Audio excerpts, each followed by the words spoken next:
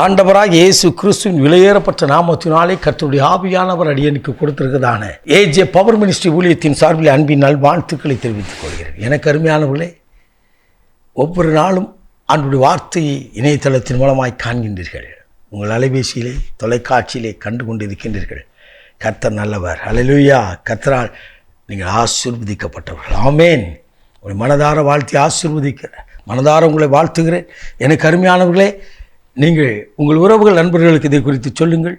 கர்த்தருடைய வார்த்தை தேசமெங்கும் திருச்சபையெங்கும் கர்த்தருடைய வார்த்தை கடந்து போகட்டும். கர்த்தர் மகிமைப்படுவாராக. போகட்டும். எனக்கு அருமையான இன்றைக்கு கர்த்தருடைய ஆவியார் நமக்கு கொடுத்த வார்த்தையை நாம் தியானிக்கப் போகிறோம். நான் உன்னை மறப்பதில்லை. கர்த்தருடைய ஆவியானவர் சொல்கிறார். ஏசியா தீர்க்கதரிசியின் புத்தகம் 49ஆம் அதிகாரத்தில் 15ஆம் வார்த்தை சொல்கிறேன். நான் உன்னை மறப்பதில்லை. பெற்ற தாய் உன்னை மறந்தாலும், பெற்ற தாய் உன்னை மறந்தாலும், 10 மாதம் சுமந்து பெற்றெடுத்த தாய் மறந்தாலும் நான் உன்னை மறக்கலை. உன்னை சுமந்தவள் மறக்கலா? உன்னை சுமக்கிறவர்கள், உன்னை உருவாக்கிறவர், அந்த தாயின் கருவிலே உயிர் கொடுத்தவர், ஜீவன் கொடுத்தவர், அவர் சொல்கிறார் நான் உன்னை மறக்கலை. பாடுகள் மத்தியிலே, பிரச்சனை மத்தியில் ஆண்டவர் என்ன மறந்துட்டார்? மறுதளிச்சுட்டு பேதுரு போல் நிற்கிறீங்களா? உங்களோடு தான் கர்த்தர் பேசுகிறார். ஒரு நாளில் எப்படி ஜெபம் பண்ணியிருப்பீங்க? ஒரு நாள் எப்படி பாடல் பாடி ஆராதிச்சிருப்பீங்க?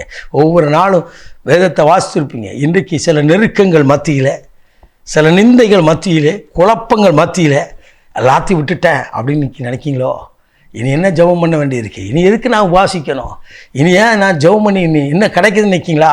ஆண்டவர் சொல்கிறேன், நான் உன்னை மறக்கலை. மறக்காதபடினால தான் என்னை உள்ளங்கையில் வரைஞ்சி வச்சுருக்கிறேன். அல்லேலூயா. யோசேப்புடைய வாழ்க்கையில் வந்தது. சொந்த சகோதரர்கள் அவர்கள் தள்ளினார்கள். சொந்த சகோதரர்கள் அடிமையாக விற்று போட்டார்கள், புள்ளிகளை போட்டார்கள், விற்று போட்டார்கள். ஆனால் யோசேப்போடு கர்த்தர் இருந்தார். யோசித்து பாருங்கள். அவன் விற்று போகும்போது அந்த சொந்த சகோதரர் எவ்வளோ பரிதாபமாக பார்த்துருப்பான். அந்த சகோதரர்கள் மத்தியில் அவர் கடந்து போகும்போது, அடிமையாய் போகும்போது எப்படி நடந்திருப்பான்? இவங்கெல்லாம் மறந்துட்டாங்களாப்பா. ஆனால் வேதம் சொல்லுகிறது கர்த்தர் அவனோடு கூட இருந்தார்னு சொல்லி. அவனை மறக்காத தேவன் அவர். ஏற்ற காலத்தில் அவரை உயர்த்தினார். எனக்கு அருமையானவங்களே, ஒரு அருமையான அம்மா தன்னுடைய வீட்டில் இருக்கிற டஸ்ட்டுகளை குப்பையில் கொட்டும்படியாய் குப்பை தொட்டிக்கு கடந்து போனார்கள். குப்பையில் போட்டாங்க. அங்கே ஒரு குழந்தை சத்தம் கேட்டுச்சு.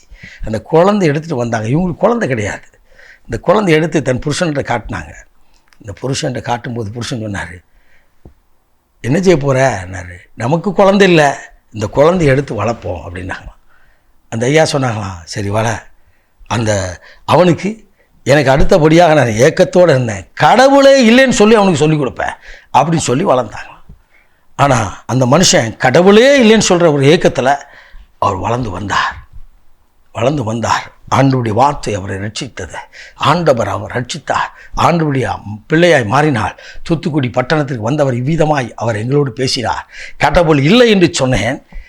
ஒருவர் இல்லை, எல்லாரும் மறந்துட்டாங்கன்னு சொல்ல இல்லை. என்னை மறக்காதபடி ஆண்டவர் வைத்து அப்படி நாமத்தை எனக்கு தரிப்பித்து என்னை கொண்டு ஆண்டவர் அநேகருக்கு ஆண்டவருடைய அன்பை சொல்லும்படியாக வைத்தார் என்று சொன்னார். அவருடைய பெயர் ஸ்டாலின்.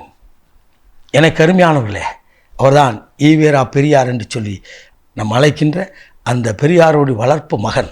அந்த மகன் சாது ஸ்டாலின் என்று சொல்கிறவர் தேசமெங்கும் தேவனுடைய வார்த்தையை கொடுக்கிற மனிதனாய் வந்தார்.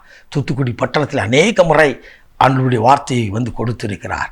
அவர் சொன்னார், என்னை மறவாத நேசர், குப்பையிலிருந்து என்னை எடுத்து குடும்பங்களிலிருந்து வளர்த்தெடுத்து கர்த்தருக்காக என்னை பணி செய்யும்படியாக வைத்தார்னு சொன்னார். கலங்கி நிற்கிற என் அன்பு தம்பி, உங்களோடு கர்த்தர் பேசுகிறார். உலகம் மறந்துட்டு, உறவுகள் மறந்துட்டு, நண்பர்கள் மறந்துட்டாங்கன்னு சொல்லி கலங்கி நிற்கிற உங்களை பார்த்து கர்த்தர் பேசுகிறார். நான் உன்னை மறக்கலை, உன்னை உள்ளங்கையில் தானே வைத்திருக்கிறேன். உன்னை தகப்பனை போல சுமக்கிற ஒரு அன்பு தகப்பன் நான் இருக்கிறேன். கலங்காதிரு, பயப்படாதிரு, நான் உன்னோடு கூட இருக்கிறேன். நான் உன்னை மறப்பதில்லை என்று சொல்லி கர்த்தருடைய ஆவியானவர் சொல்கிறார். நாம் ஜெபிப்போம்மா. யோசேப்பை உயர்த்தின தேவன் உன்னையும் உயர்த்துவார். கலங்காதிரு, நாம் ஜெபிப்போம். மகா பரிசுத்தமுள்ள தகப்பனே, இந்த அற்புதமான வேலைக்காய் ஸ்தோத்திரிக்கிறோம். இந்த நாளிலும் நான் உன்னை மறப்பதில்லை என்று சொல்லி சத்தியத்தை எங்களுக்கு கொடுத்தீரேன். ஆண்டவரே, இன்று உறவுகள் மறந்து, நண்பர்கள் மறந்து, உலகத்தினால் கைவிடப்பட்டு கண்ணீரோடு நிற்கிற என் அன்பு சகோதர சகோதரிக்காய் பாரத்தோடு ஜெபிக்கிறேன். தகப்பனே, அவங்க உள்ளத்தின் ஆழத்தை அறிந்திருக்கிற தேவன், இந்த உள்ளத்தில் இருக்கிற பாரத்தை அறிந்திருக்கிற தேவன் பதில் செய்வீராக. நீ உயிரோடு கூட இருக்கிறேன், நான் உன்னை மறப்பதில்லை என்பதை நான் மறவாத நேசர் என்பதை உடைய ஆணி வாய்ந்த கரத்தின் அற்புதங்களால் விளங்க பண்ணும். ஆசீர்வதியும் இயேசு இரட்சகரின் விலையேறப்பட்ட நாமத்தில் பிதாவே. ஆமென். ஆமென். God bless you.